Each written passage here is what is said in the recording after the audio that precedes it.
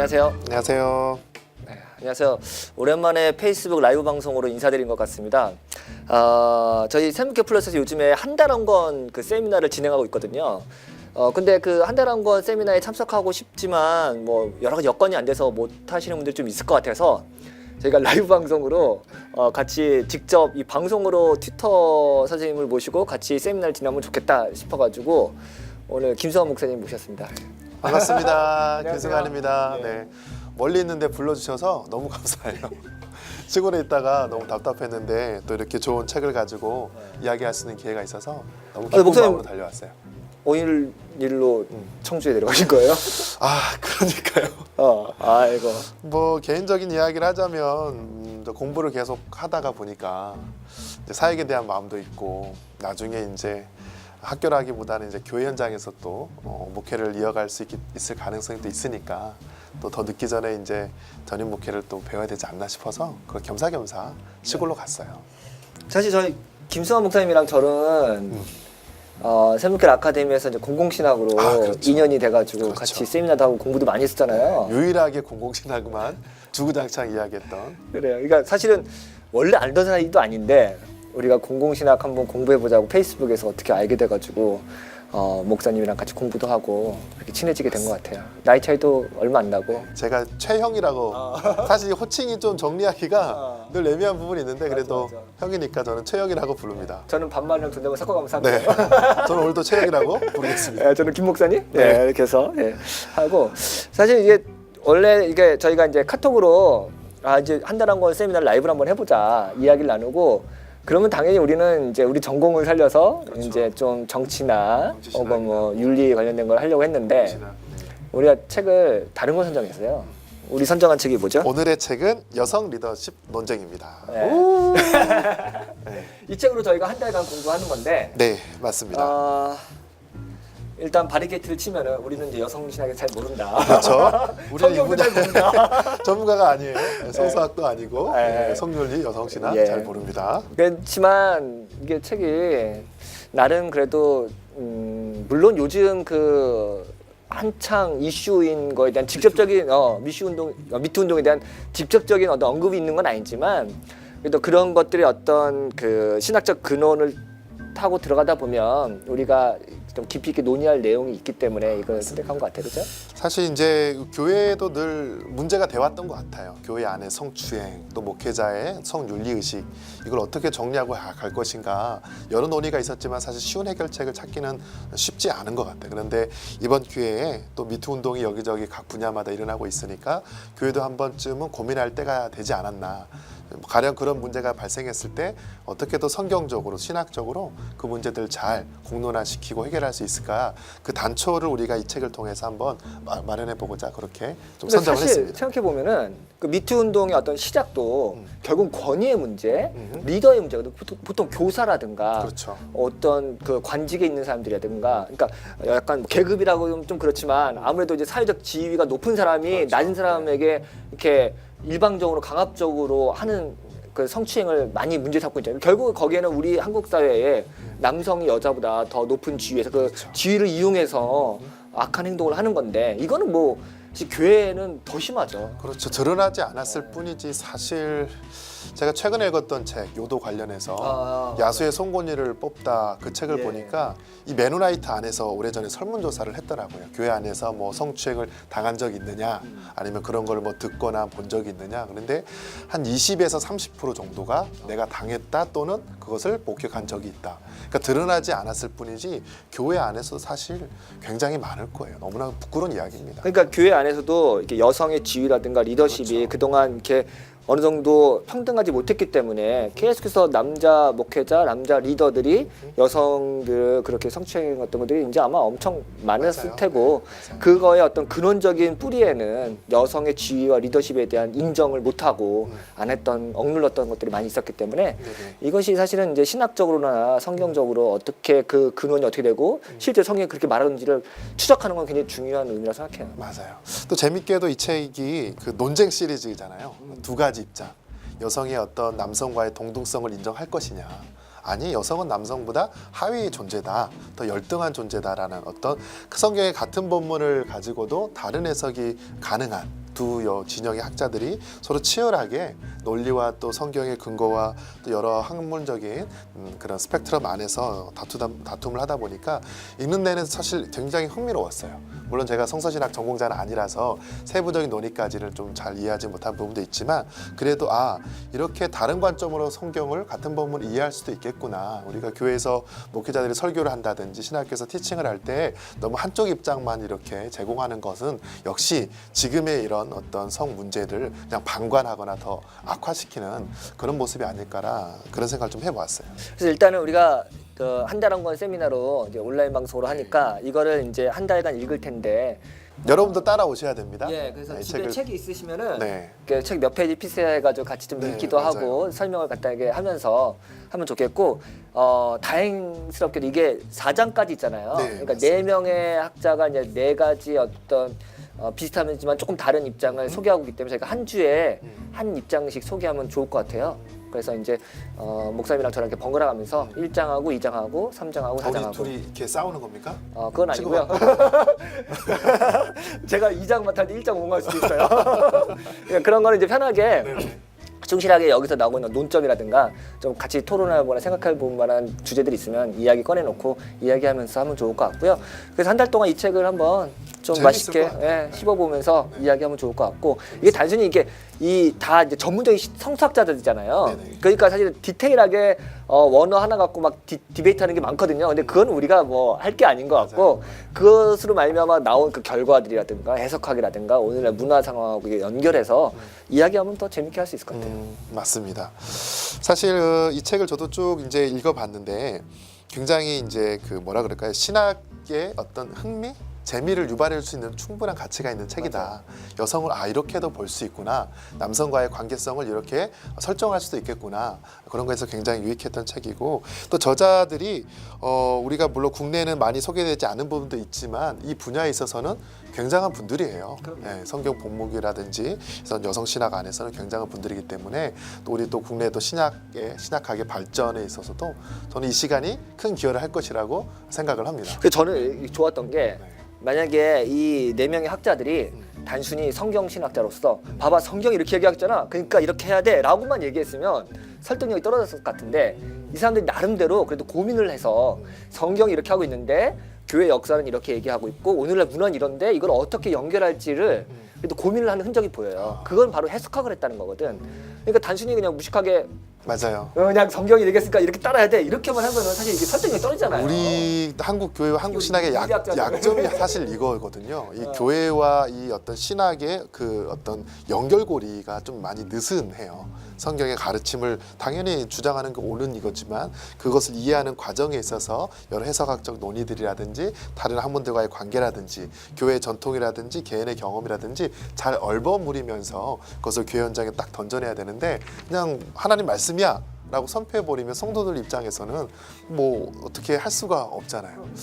조금 더 이제 제가 이 책을 보다가 아쉬웠던 한 가지가 사실 그런 부분도 조금 있어요. 저는 이제 윤리를 공부하는 입장이다 보니까 성경에 대한 논의도 충분히 잘 들었으면 좋겠지만 이제 그 우리 윤리에 크게 4가지 자원이 있죠. 성경, 그다음에 교회의 전통, 그다음에 타 학문과의 관계성, 그다음에 개인의 경험인데 이 4가지 중에 이제 우리는 당연히 오늘은 성경에 대해서만 이야기하겠지만 나머지 3 영역 안에서도 어떻게 이 주제에 대해서 통전적으로 바라볼 수 있을 것인가를 우리가 조금 더 논의를 하면서 확장할 수 있겠죠? 그러면 더 좋은 시간이 되지 않을까. 저 열심히 노력하겠습니다. 네. 그러면 이제 본격적으로 책에 대해서 좀 소개도 하고 오늘 목사님이 이제 1장을 맡았으니까 이제 약간 인트로식으로 책에 어떻게 구성되어 있는지 평등주의와 상부주의가 뭔지 좀 설명도 좀 하면서 시작을 해볼까요? 여러분 가지고 있는 책 6페이지 같아요. 6페이지, 7페이지를 쭉 펴보시면 이 책의 목차가 등장하는데 이제 평등주의적인 관점과 그다음에 또 반대의 상보주의적인 관점 이렇게 나옵니다. 그러니까 1장과 2장은 평등과 상보의 관점 역시 3장, 4장 역시 또 평등과 상보주의적인 관점 이렇게 두 진영으로 나뉘어져 있어요. 그렇다고 해서 뭐 같은 이야기를 하는 거냐 그건 아닌 것 같고 각자 입장에서 조금씩 차이는 있지만 대부분 이제 평등주의 입장에서는 성경의 가르침이 여성을 하위적인 존재로 보는 것이 절대로 아니다. 우리가 비록 성경이 쓰여진 당시가 가부장적인 문화이고 남성 중심의 문화이다 보니까 대다수의 진술이 남성을 더 우위에 있는 존재처럼 여겨져 왔을지 모르겠지만, 그러나 이 성경을 더 깊이 있게 들여다보면 여성도 남성과 동등한 위치에 있다. 이 평등이란 네. 말이 남자 여자 평등하다 그렇죠. 그거죠. 네, 조금 더 이제 쉽게 말하면 더 진보적인 입장이에요. 진보적인 입장으로 여성의 권위와 또 지위, 또 교회 안에서의 그들의 성직의 임명과 역할들이 남성 못지 않다. 그러니까 사실 오늘날 우리 시대에 충분히 설득 가능한 그런 논리를 가지고 그러겠네요. 있어요. 약간 좀 이제 오늘날의 문화적인 트렌드를 반영한 그렇죠. 입장이라고 할 수 있겠네요. 그럼 상보주의는 뭐예요? 그에 반대 되겠죠. 비슷한 것 같은데, 이 조금 말로는? 이제 상보주의라고 표현돼서 우리가 어감에 조금 익숙치 않지만, 그러니까 전통주의적인 견해를 따르고 있다. 교전의 해석처럼 남성의 또 우위성, 여성은 조금 더 하위와 종속적인 역할, 뒤에서 서포트하거나 보이지 않는 곳에서 섬기는 그런 역할로 교회 사역이 제한되어 있다. 그러면서 여성을 조금 이렇게 차등을 두는, 종속적인 관계에서 차등을 두는 그런 논의를 지지하는 입장이라고 보는 게 맞을 것 같아요. 좀 더 보수적인 논의라고 상보주의는 그러니까 서로 보완해 준다. 할까요? 그렇죠. 서로 보완해 준다. 그러니까 그 아까 말씀하신 것처럼 서로 역할과 지위는 다르다. 그지만 서로의 역할을 보완해 주는 것을 필요로 하는 존재다. 이렇게 얘기하겠죠. 네네네. 그러니까 뭐 그러니까 지위나 역할은 분명히 다르다. 그러니까 똑같은 게 아니다. 그러겠죠. 똑같다고 하는 건 평등주의고. 네, 질적인 차이, 존재의 차이라기보단 기능적인 차이라고 보는 게 좀 더 맞을지 않나? 제 개인적인 어떤 상보주의자가. 상보주의자가. 그렇죠. 맞아요. 네. 기능이 다르다. 기능의 차이. 좀 다르다 역할이.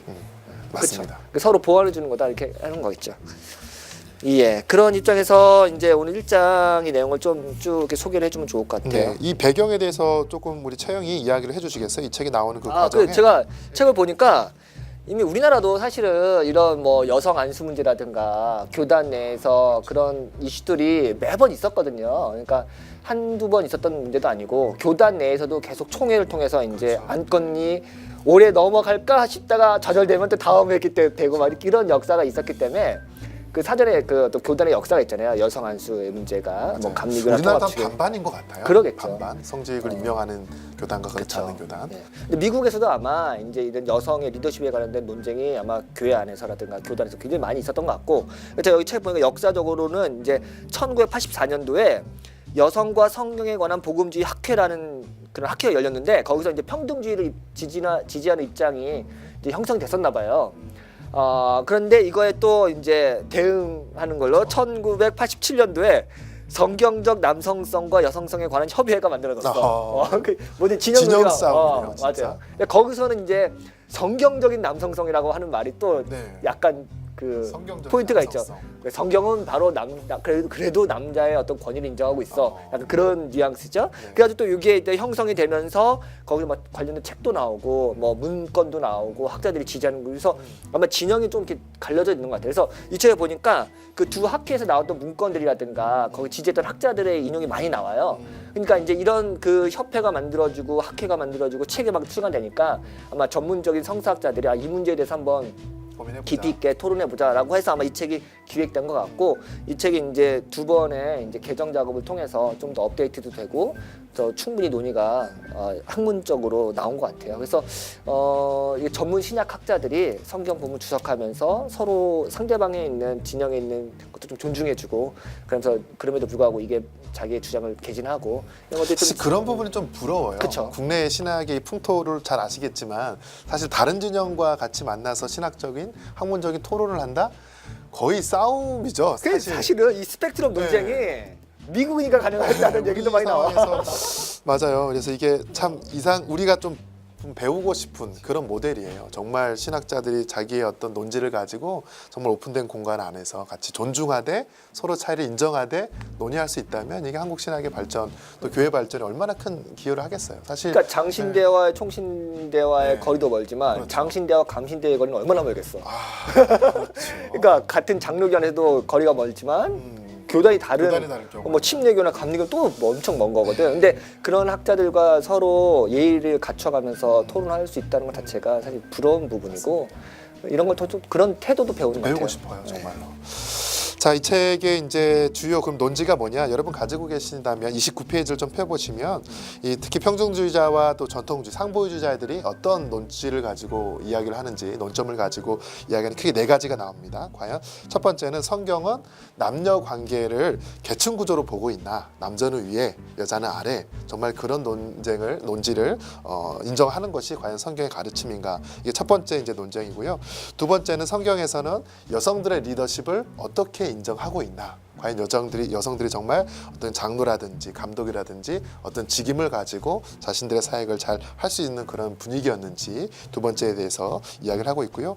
그렇다면 그런 여성 리더십이 과연 남자와 어떤 동등한 관계, 대등한 관계에서 교회 사역들을 해왔는지 이게 세 번째 어떤 논쟁점으로 나오고요. 마지막 네 번째는 아마 이제 이 책이 비록 거의 비슷한 위치에서 진영 논리를 하는 것처럼 보이지만 이 이면에는 그래도 성경은 어느 정도 남성 중심의 어떤 역할들을 더 인정하는 쪽으로 흘러가고 있다라는 게 전체 흐름인 것 같아요.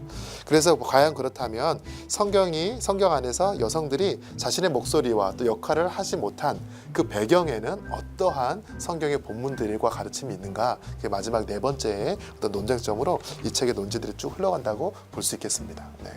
이게 확실히 이게 다 네 명 다 전문적인 성서학자들이다 보니까 본문을 해석하고 주의하는 그 어떤 능력이 상당한 것 같아요.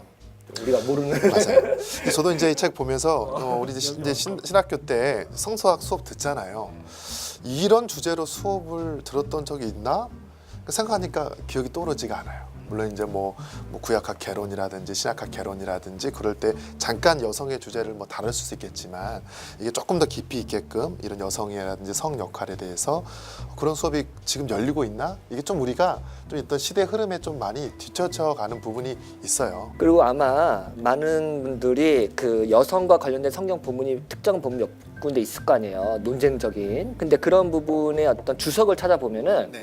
굉장히 그게 이것만큼 디테일이 나오지 않을 거예요 아마. 그 간단하게 뭐 주석이라는 게 성경 전체를 이렇게 주의하다 보니까 특정 부분만 자세하게 할 수는 없잖아요. 그거는 인정하지만 그러다 보니까 아주 문제가 되는 논쟁이 되는 그런 해석상의 어떤 디베이트 되는 것들을 자세하게 풀 수는 없거든요. 근데 이 책은 그런 부분들만 이제 집 뽑아내가지고 자세하게 논쟁을 하고 있기 때문에 아마 그런 정보로는 아마 굉장히 좋은 인사이트가 될 수 있어요. 교회에서도 물론 이제 최근에 이제 아카데미 같이 그렇게 뭐 3주 4주 그런 이제 작년 또 청년 프로그램 많이 하는데 이 책에서 다루고 있는 성경의 본문들을 잘 추려가지고 교인들과 함께 공부할 수 있는 어떤 그런 자리를 만드는 것도 굉장히 좋을 것 같아요. 목회자 열심히 공부해야죠. 그럼 열심히 하죠. 질문들이 요즘 성도들의 이런 신학적 소견이 굉장히 높기 때문에 대충 했다가 큰일 납니다. 네, 그러기 위해서는 이 책을 한번 쭉 정독해 보시고 한번 그런 프로그램을 계획하는 것도 좋지 않을까 싶습니다. 일단은 목사님 1장 그 린다 벨빌의 이제 평등주의적 입장을 좀 간단하게 좀 소개를 해주시면 좋을 것 같아요. 네, 린다 벨빌에 대해서 저도 이제 구글로 좀 찾아보니까 이분은 좀 재밌는 이력이 있어요. 원래 이제 피아노 전공을 했습니다. 그래서 조금 더 이제 글이 조금 이렇게 감수성도 좀 있고 조금 이렇게 섬세한 부분이 좀 더 있는 것 같아요. 물론 이제 신학적인 논의를 들어갈 때 더 그렇지만 그래서 굉장히 다른 이제 세 분의 학자들에 비해서는 좀 광범위하게 보면서도 디테일하게 들어가는. 그러니까 하나의 어떤 부분에 머무르지 않고 전체 틀 안에서의 하나씩 논지를 짜 맞춰가는 그런 아주 좀 이렇게 폭넓은 통전적인 입장을 가지고 있다라고 보이고요. 이 책에서도 30페이지를 쭉 보시면 먼저 창세기 1장에서 3장까지 창조의 기사 안에서 여성과 남성의 문제가 어떻게 흘러가는지 그걸 좀 주로 많이 다뤘고요. 그 다음에 이제 두 번째 주제로는 여성의 리더십이 교회 안에서 어떠한 형태로 등장했는지, 그래서 여성의 뭐 애언자의 역할이라든지 뭐 교사의 역할이라든지 또 전도자의 역할들, 그다음에 또 뒤로 가서는 초기 교회 안에서 여성들은 또 어떻게 사역을 해왔는지를 여러 여성의 인물들을 가지고 또 이야기를 하고 있고요. 그다음에 그런 한계들 역시 후반부에 가서 좀 지적하고 있는 것을 보게 됩니다. 몇 개 소개해 주세요. 그럼 먼저 한번 볼까요? 우리 창세기 1장에서 3장 안에서 이 여성들에 대해서 본문을 어떻게 해석하는지 조금 다른 평등주의적인 입장에서 보려고 하는데, 일단 기본적인 전제는 이것입니다. 과연 성경이 정말 남성의 우위, 남성을 더 중심으로 그렇게 해석을 하는 게 과연 옳은 것인가? 그 근거는 무엇인가? 그렇게 먼저 질문하면서 들어가거든요. 그러니까 예를 들어서 우리가 다음 주에도 살펴보겠지만 전통주의, 상보주의 입장에서는 남성이 먼저 창조되었다. 창조의 순서를 말하는 거죠. 갈비뼈를 여자만 네, 그렇죠. 남성은 여성의 더 우위에 있는 어떤 논의들을 창조의 순서라든지 그의 갈비뼈를 가지고 했다든지 아니면 동물의 이름을 지어주면서 지적인 탁월함들 그런 것들을 가지고 있기 때문에 여성보다 더 우위에 있는 존재가 아닌가. 그게 이제 일반적인 견해였다면 그렇지 않다라는 게 이제 이분의 이야기입니다. 당연히 남성은 여성과 동등한 입장이다. 하위 존재가 아니라 동등한 관계가 바로 창조의 섭리이고 하나님의 계획 가운데 이루어진 일이다라고 이야기하는데 이제 어떤 걸 가지고 그런 이야기를 하느냐면 먼저 그 창조의 순서에 대한 이야기를 해요. 만약에 남성이 여성보다 먼저 이렇게 지음 받았기 때문에 우위에 있는 존재라고 이야기를 한다면 그렇다면 여섯째 날에 창조된 인간보다 다섯째 날 만들어진 동물 또 그 앞서 만들어진 식물들 그런 것들이 그러면 인간들보다 더 우위에 있는 존재냐? 그러니까 창조의 순서를 가지고 어떤 우열 관계를 논의한다는 것은 우습다라는 거죠. 우습다라고 이야기를 하는 것이고요. 또 두 번째 아까도 이야기했듯이 그 이제 남성의 어떤 돕는 배필로서 여성이 만들어지잖아요. 남성이 홀로 있는 것을 하나님께서 선하게 보시지 않았고 그렇기 때문에 이제 에제르 돕는 배필로서 여장을 만드는데 이 돕는 배필이라는 게 마치 어떤 수동적인 역할 아래서 서포트하고 섬기고 받들어주는 밑에서 위를 섬기는 그런 차원의 돕는 배필은 절대 아니고 이것은 동등한 관계에서 내가 너를 너무나 존경하고 인격적으로 평등한 관계이지만 너의 약함을 내가 알기 때문에 동등한 위치에서 도움을 주고받는 이런 차원으로서 돕는 배필 에제르를 그렇게 해석을 합니다. 굉장히 재밌죠. 또 세 번째는 뭐냐면 이 아담이라는 명사 자체가 어떤 이제 흙이잖아요. 그래서 어떤 남성을 지칭하는 부분으로 해석을 또 할 수 있겠지만 그렇지 않고 이것은 모든 인류를 대표하는 차원에서 남성 또 아담을 이해하는 게 바람직하다. 왜냐하면 이제 히브리 단어 중에서 남성을 또 다루는 가리키는 단어가 자카르라는 단어가 있습니다. 여성은 이제 네케바라 그래서 남성을 지칭할 때는 아담을 주로 쓰지 않았다. 그래서 아담을 가지고 어떤 그의 능력을 가지고 남성이 더 여성보다 우월하다라고 말하는 것들은 이제 성경 본문에 있어서 조금 오해할 수 있는 부분들이 아닌가라는 생각이 듭니다. 그러니까 그런 식으로 해서 이제 창세기부터 해가지고 남자 여자가 동등하다는 걸 쭉 설명하는 거죠. 네네. 또 재밌게도요. 3장인가요? 남자가 여자의 뭐 머리가 된다라는 그런 표현이 있는데 제가 이제 오래전에 이 책을 봤어요. 역시 샘물결 우리 플러스에서 나온 책입니다. 성윤리학. 네, 감사합니다. 이 책 역시 남성과 여성에 대한 부분들을 이야기하고 있는데 남성이 여성의 머리로서 인정되는 것 그거는 바로 죄의 결과라는 거죠. 그치. 네, 죄의 결과라는 거예요. 이미 원래 그렇게 하나님께서 만드는 게 규정해서, 아닌데 그렇게 지금 오늘날 시대도 여전히 남성 중심의 사고 방식 교회든 교회 밖이든 남성 우월적인 분위기에서 성경과 본문을 해석하는 건 이미 우리가 그러한 죄성을 극복하지 못했다. 그게 역시 온전한 구원함에 이르지 못한 타락의 결과다라고 이 틸케 역시 그렇게 논의를 합니다. 그러니까 창세기 3장 16장에 남자는 여자의 머리가 될지라 그렇죠. 이거는 그러니까 타락과 죄로 말미암아 만들어진 위계 질서지 하나님께서 주신 창조의 질서는 아니다 이런 맞습니다. 말이죠. 맞아요. 네, 맞아요. 그러니까 그 본문을 가지고 와서 그러니까 남자 여자의 머리지 이런 식으로 해석하면 안 된다는 거죠. 맞습니다. 네. 그게 이제 주로 오늘 우리가 창세기 1장에서 3장까지 쭉 내용 중에 이 린다 벨빌이 이야기하는 그런 포인트들이거든요. 맞아. 이런 부분은 그 다음 주에 나를 빌런보고도 나온 것 같아요. 그러니까 그거는 죄의 결과로 우리가 해야 되지 하나님께서 주신 원래의 규칙이라든가 질서는 아니다. 그렇게 해석하면 안 된다. 이렇게 맞습니다. 사실 그래서 구원에 대해서 이야기를 할 때 물론 우리가 영적인 구원이라든지 우리 죄를 개인적 죄를 자복하고 하나님 나라를 사모하는 게 당연하겠지만 단지 어떤 영원 구원을 넘어서서 전인 구원으로 우리가 이야기하자 보면 이 여성성을 강화하고 아니 여성성을 회복해 나아가는 것 이게 단지 여성들만을 위한 건 아니거든요. 남성의 우위에 있는 문화 자체가 어떤 죄의 결과라면 그 죄를 전복시키기 위해서 여성의 우성 또는 아니면 동등됨을 말하는 게 남성과 여성 모든 인류의 구원을 이루는 차원에서 너무나 중요하다라고 그렇게 또 이야기할 수 있을 것 같아요. 네. 단지 여성의 인권이라든지 사회 참여를 강화하는 이런 논리가 아니라 온전한 구원함에 이르기 위해서도 그런 본문에 대한 해석이 필요하다. 그래서 이제 창세기 3장이 갖고 있는 그 컨텍스트라는 거는 그 어떤 인간이 불순종한 결과로 이렇게 주어진 그 환경이고 그 아무튼 역기능적인 어떤 인간관계, 남자 관계를 표현한 거지. 그게 원래 원창조의 어떤 모습이 아니기 때문에 그걸 갖고 우리가 오늘날 뭐 가정이라든가 교회 문화로 대입하면 안 된다는 거죠. 맞아요. 그 이어서도 뭐 여자들에 대한 그 구약 성경의 논의는 네.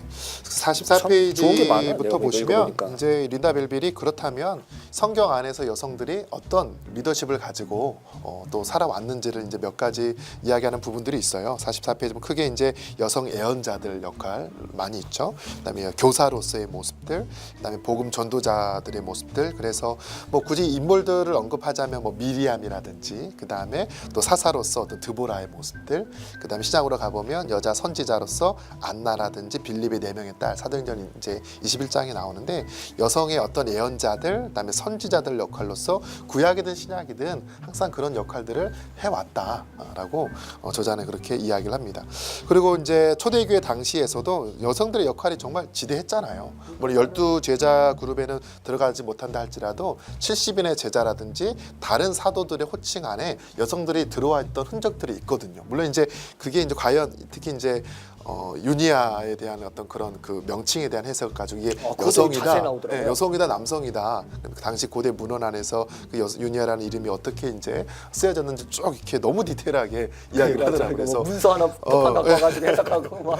네, 그래서 린다 벨빌은 이런 사도 그룹 안에 여성들이 있었다라는 거예요. 그게 이제 수가 많든 적든 그거는 뭐 별개의 문제고 사도의 역할 안에 여성들이 분명히 있었다라는 것을 이야기하고 그 외에도 이제 자신의 집, 가정집을 교회로 드렸던 루디아라든지 돈 많은 그렇죠. 여성, 귀부인이 있었다는 그렇죠. 거죠. 귀부인들 예루살렘의 마리아라든지 라우디게아 룸바라든지 많은 여성들이 교회에서 그렇게 지도적인 역할들을 후견인 실질적으로 역할을 했던 거고. 해왔다라고 그렇죠. 그러니까 지지를 하는 거예요. 이게 뭐 적었다고 그러니까 적지 않은 거예요. 맞습니다. 그러니까 이거는 문화적으로나 시대적으로나 그 당시에는 정말 파격적인 거고 저도 보면서 이렇게 많았어 싶을 정도로 언급이 많더라고요. 맞아요.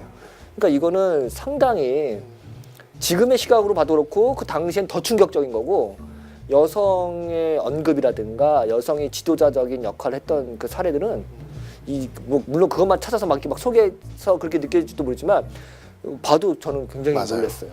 또 이제 흥미로운 것은 이제 우리 특히 이제 여성 신학 또는 이제 해방 신학을 하시는 분들이 예수님이 이제 여성을 어떻게 대했나. 이제 그에게 이제 그들의 입장을 보면은 당시 이 책에도 나오지만 13세가 넘어가면 그 당시 여성들에게 교육의 기회는 주어지지 않았대요. 조금 더 해야 한 15세, 16세 정도. 그러니까 여성들에게 배움의 기회 자체가 허락되지 않는 사회에서 또 예수님께서 또 마리아를 가까이 그렇게 자기 발치에서 배움의 기회를 줬다라는 거. 그 남성 중심의 어떤 그런 틀을 정말 획기적으로 깨는 그 모양이거든요. 그 다음에 뭐 사마리아 여인과의 대화라든지 또 이제 병 고침할 때 여성들을 이렇게 터치하는 그런 모습들은 그 시대에 확실히 다른 그런 예수님의 행보를 충분히 보여주고 또 여성들의 존재를 인정하고 그들을 또 사랑으로 대우하는 그런 입장이라고 우리가 흔히들 또 이해할 수 있을 것 같아요. 네. 그래서 이 전반적으로 그러니까 구약에서부터 뭐 사사들, 예언자들부터 해서 초대교회 의 지도자들 그리고 뭐 다양한 이야기들 쭉 해주고 여성의 역할을 해주고 있고 또 뒤에도 보니까 막 주석학적으로 문제가 되는 본문들도 막 아주 디테일하게 주석도 하고 이런 부분 좀 지루하긴 한데 그렇잖아요. 뭐 내가 뭐 주애를 하는 건 관심도 없는데 아무튼 근데 이게 얼마만큼 치밀하게 그 고민을 했고 여러 학자들 내용들을 문제가 되는 고린도전서 14장이라든가 디모데전서 2장 11절 이런 것들도 아주 친절하게 주의를 열심히 했더라고요.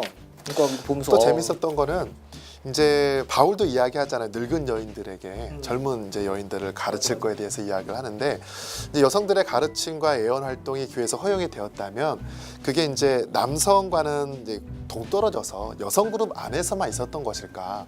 근데 또 우리가 알듯이 브리스길라 아굴라가 또 이제 또 남성을 또 가르치는 또 아볼로를 가르치는 그런 본문들이 나오잖아요. 그래서 이게 단지 여성들 안에서만 있었던 것은 아니다. 그들의 가르침은 남성 여성을 또 넘어서서 충분히 가능했음을 또 이야기하는 부분이 있어요. 근데 우리가 또 다음 주 살펴보겠지만 이런 전통주의적인 입장에서는 그들이 가르침과 예언 활동이 오늘날 설교자들과 같이 어떤 공적인 예배와 어떤 공적인 모임에서 일어났던 것인지 아니면 그냥 사적인 관계에서 개인적인 가르침을 줬던 것인지 그 부분에 대해서 조금 이제 논쟁이 여전히 있을 것 같아요. 하지만 그럼에도 불구하고 가르침의 자리에 분명히 여성이 있었다는 것은 정말 우리에게 이 시대에도 주는 교훈들이 있습니다.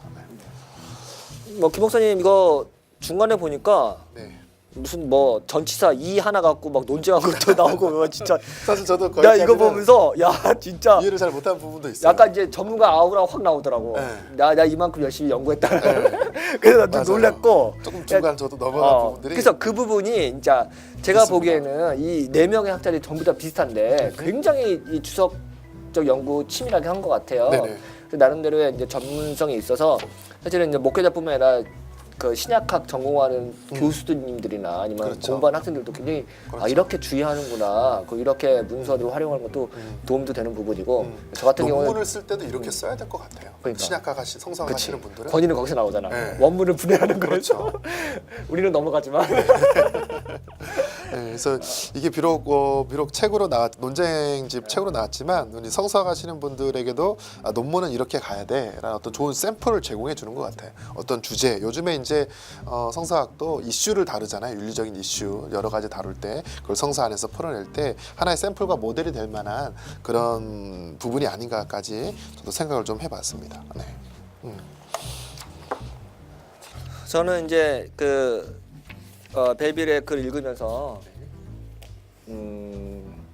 일단 뭐 힘이 있고 논지도 강하고 이게 자기가 원래 평등주의자 입장을 그 주장하기 위해서 굉장히 논거를 많이 대고 있고 그래서 아주 강력하게 설득이 됐고 아무튼 그래요? 멋있는 여전사 같더라고요. 근데 저는 이제 물론 기본적으로는 평등주의적인 입장을 지지해요. 저 역시 남자라서 뭐 그런 건 아니고 뭐 또 윤리하는 사람들은 또 이제 폭넓게 수용하는 부분도 있고 그래서 이들의 입장이 오늘날 미투 운동이 일어나고 있는 한국 사회도 충분히 호소력이 있는 입장이라고 생각을 하는데 또 한편으로는 이런 생각도 해봤어요.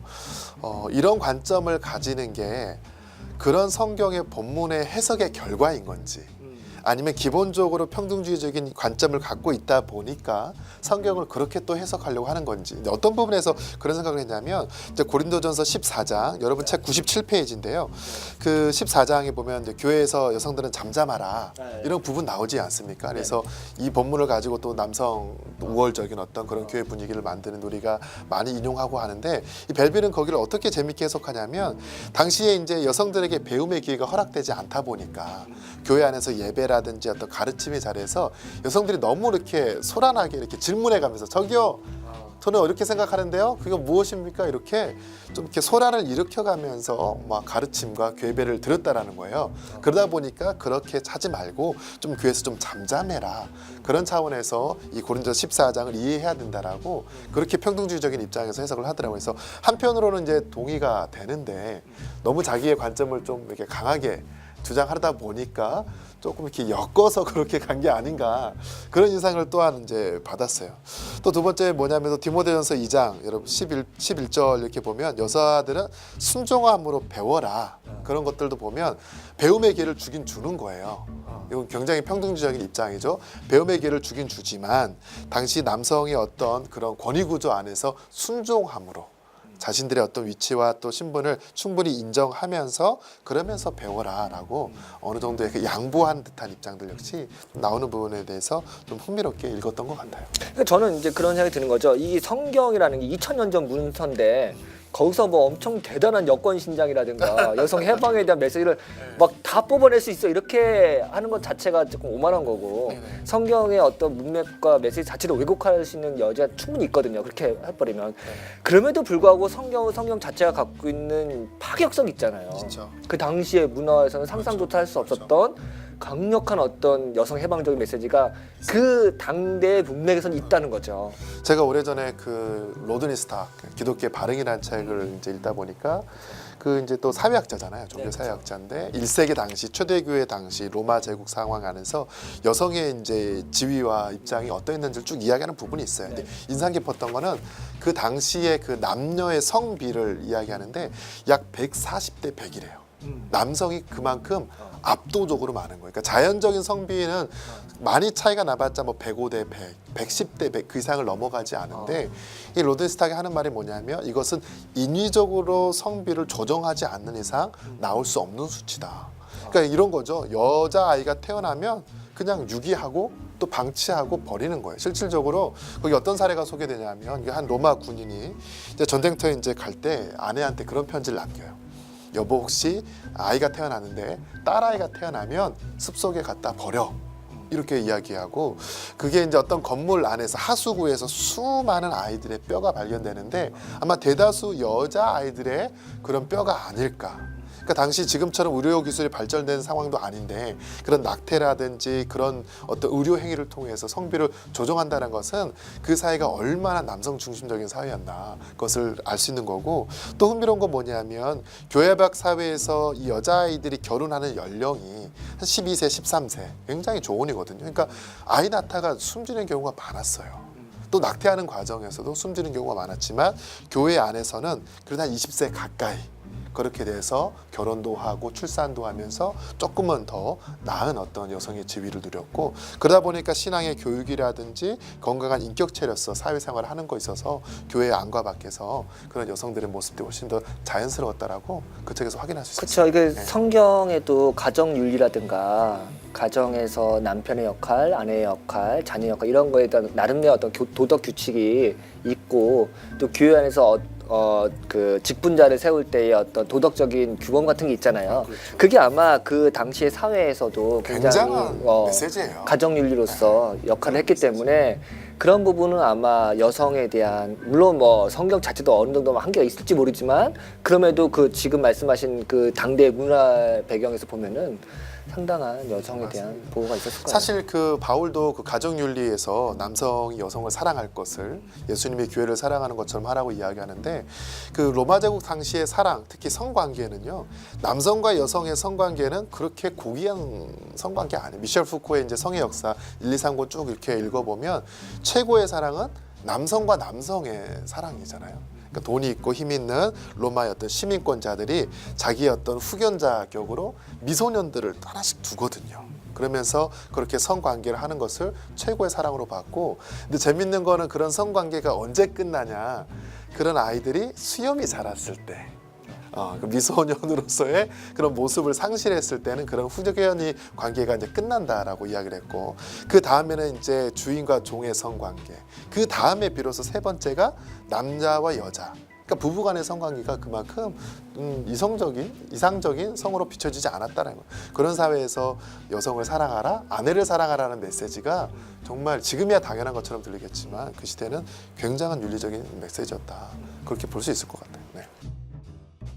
목사님은 이 린다 벨빌의 그 결론과 이야기들 읽으면서 뭐 최종적으로 어떤 사실 이제 이 물론 논의 안에서는 여성들이 성경의 구약이든 신약이든 나름의 어떤 성직이라든지 그런 리더십을 가지고 충분히 역할을 해왔고 또 할 수 있다는 것을 지지하지만 기독교의 어떤 전통과 또 우리 한국 교회를 봤을 때 지금 우리는 그 모습에 얼마만큼 가까이 다가가고 있나. 사실 저희 교단 같은 경우만 해도 여성 목회자가 담임 목회를 하는 케이스가 그렇게 많지가 않거든요. 또 사실 담임 목회를 한다 그래도 성도들이 그 교회를 또 이렇게 성실하게 출석한다든지 그런 경우도 사실 많지가 않아요. 그러니까 신학교에도 지금 보면 한 30% 40% 여성 우리 또 여성 신학생들이 많이 늘어나고 있지만 정말 이렇게 임지를 구할 때는 여러 가지 제약들이 있어요. 그래서 일부러 안수를 포기하는 경우도 제 동기들 경우도 굉장히 많아요. 그래서 여전히 우리는 여성의 사역자라든지 그들의 어떤 성직 임명에 있어서 소극적인 것이 아닌가. 이번에 미투 운동을 통해서 좀 전반적인 그런 의식에 좀 변화가 일어나면 좋을 것 같아요. 이게 아까도 우리가 죄의 구조로서 죄의 결과로서 남성 중심의 문화가 만들어졌다라고 이야기를 했는데 이걸 좀 자각하면서 여성의 사역이라든지 여성의 인권의 신장이라든지 그런 부분에서도 충분히 근거를 줄 수 있는 이 린다 벨빌과 평등주의적인 논의가 아닐까 그런 생각을 해봤습니다. 보통 교회에서도 아무래도 남자 목사가 더 설교도 잘하고 목회 리더십도 있고. 아, 그런가요? 그래서 그렇게 보통 얘기를 많이 하고 그 성도들도 그렇게 인식하고 역시 남자 목사님이 설교를 더 잘하지. 목회 또 남자가 하시는 게 역할이 있지. 그렇게 이제 인식도 돼 있고 우리도 은연중에 그렇게 막 생각하고 있을지 모르겠어요. 근데 사실은 이것도 여성이 충분히 이제 예를 들어 통합교단 같은 거나 다른 감신 같은 경우도 감리 같은 경우도 여성이 이제 목사가 될 수도 있고 담임 목사가 될 수 있음에도 불구하고 굉장히 소수고 사실은 그런 기회가 더 많이 주어져야 그러니까 저는 그렇게 생각합니다. 실제로도 만약에 남자가 더 설교도 잘하고 목회 리더십이 있다고 합시다. 근데 왜 그렇게 됐냐는 거죠. 여자들이 훨씬 더 그런 진출 기회가 많고 리더로서 설 수 있는 기회가 많이 있었다면은 충분히 남성만큼 그런 것들 역량을 발휘하거나 실력을 키우거나 할 수 있는 경험이 많았다면은 할 수 있었는데 이미 파이 자체가 자리 자체가 좁다 보니까 그것을 충분히 활용할 어떤 훈련할 만한 기회가 적었다는 거죠. 그러니까 당연히 지금 기울어진 운동장이고 그런 의미에서 점점 더 여성 목회자와 리더십 자리를 많이 줘야 그들도 뭐 남자라고 다 잘하겠어요? 많이 해왔다 보니까 잘하게 된 거죠. 여들도 그걸 많이 해봐야 더 잘할 수 있는 거거든요. 설령 진짜로 남자가 더 잘한다 할지라도 그런 기회를 더 많이 부여해줘야 여성 리더십도 잘 되고 말 그대로 설교도 잘하고 목회 리더십도 훌륭하게 발휘가 되는 거죠. 왜냐면 옛날에 그 알쓸 신자? 알쓸 신자. 그 왜 남자들만 나오냐 그런 얘기 했잖아요. 아, 그렇죠. 근데 사실은 PD가 그런 얘기 하더라고. 여자 중에 이렇게 똑똑하고 재미있고 말 잘하는 사람 있으면 쓰겠다. 근데 없다 그러는 거야. 당연하죠. 여자들이 그렇게 지적이고 말 잘하고 예능감 있고 그런 사람들을 이렇게 등용할 수 있는 기회를 많이 줘야 자기들도 이렇게 훈련하고 될 텐데 이미 그런 자리가 박탈당하니 계속 남자들만 쓰는 거거든요. 교회도 마찬가지라 생각해요. 성경 교사를 한다든가 막 성경 공부를 시킨다든가 설교를 한다든가 이런 어떤 지도자의 역할에 여성들이 설 기회가 많이 없었고 거기서 또 훈련을 많이 해야 잘하는 거잖아요. 그 어느 교수님이죠? 그 종교신학 인문인가요? 그 책에 보면 우리 한국 교회의 어떤 신학의 또 이제 신앙의 패턴들을 봤을 때 정말 기독교적인 것이 과연 몇 프로나 되나? 물론 당연히 우리가 기독교인이고 성경 말씀을 따라 살아가는 사람들이지만 우리의 신앙의 모습 안에 과연 성경의 가르침을 순수하게 만약 퍼센테이지로 나눈다면 몇 프로가 될까? 20%밖에 안 된다라고 이렇게 분석을 하더라고요. 50%는 유교고 30%는 불교고 순수 기독교적인 요소를 가지고 신앙생활하는 거는 20%밖에 안 된다. 그러니까 너무 그게 안타까운 거예요. 우리가 사실 유교와 다른 종교에 대해서 굉장히 좀 이렇게 무시하고 좀 그렇게 좀 터부시하는 그런 부분들이 있지만 여전히 우리의 습성 안에 우리의 문화 안에 교회 문화 안에는 이런 가부장적인 문화가 여전히 자리한다라는 거예요.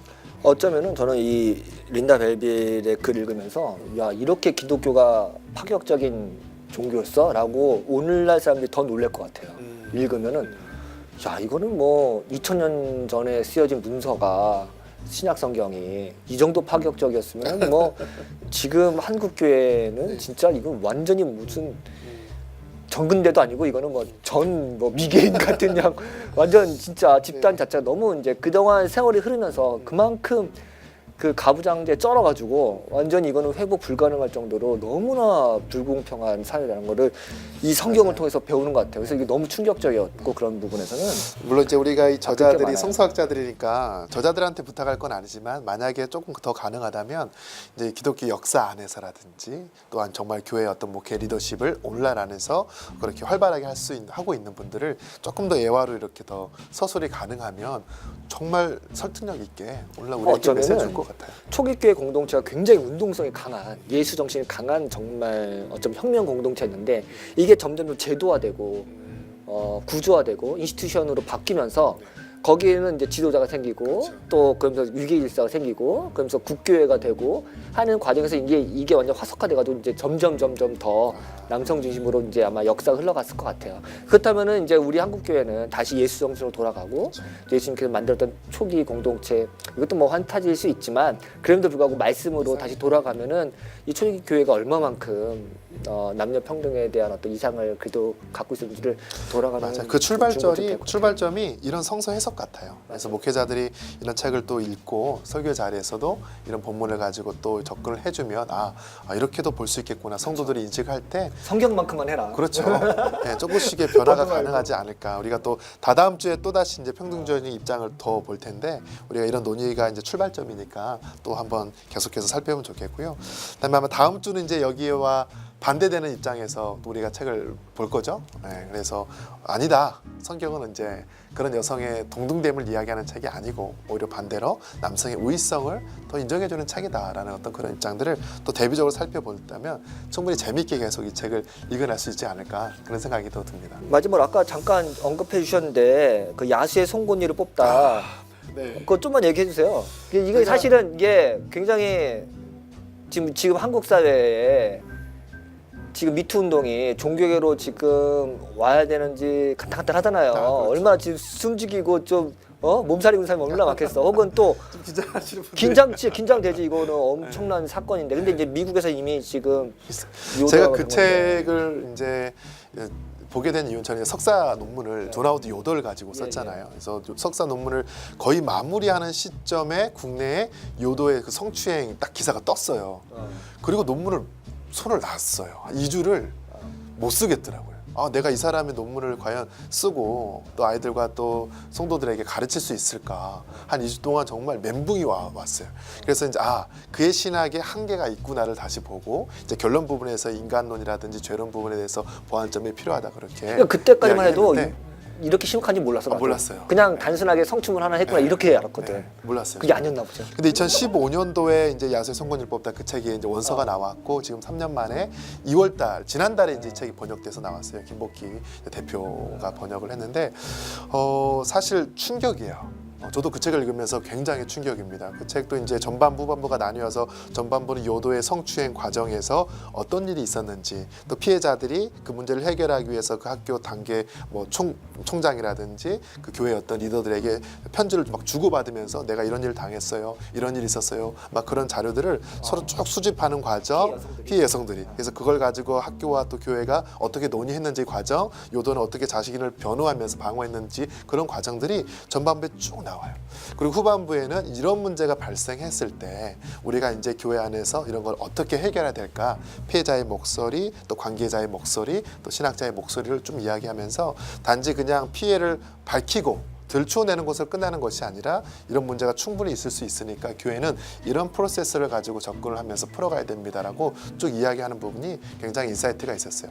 근데 너무 아쉽게 이제 요도의 성추행은 그냥 우발적인 게 아닌 것 같아요. 물론 그의 논리에 따르면 뭐 독신자라든지 또 이제 돌아온 싱글들 그들의 어떤 성의 어떤 욕구도 해결이 돼야 되잖아요. 그래서 그가 이야기한 거는 새로운 성윤리의 패러다임을 제시하겠다.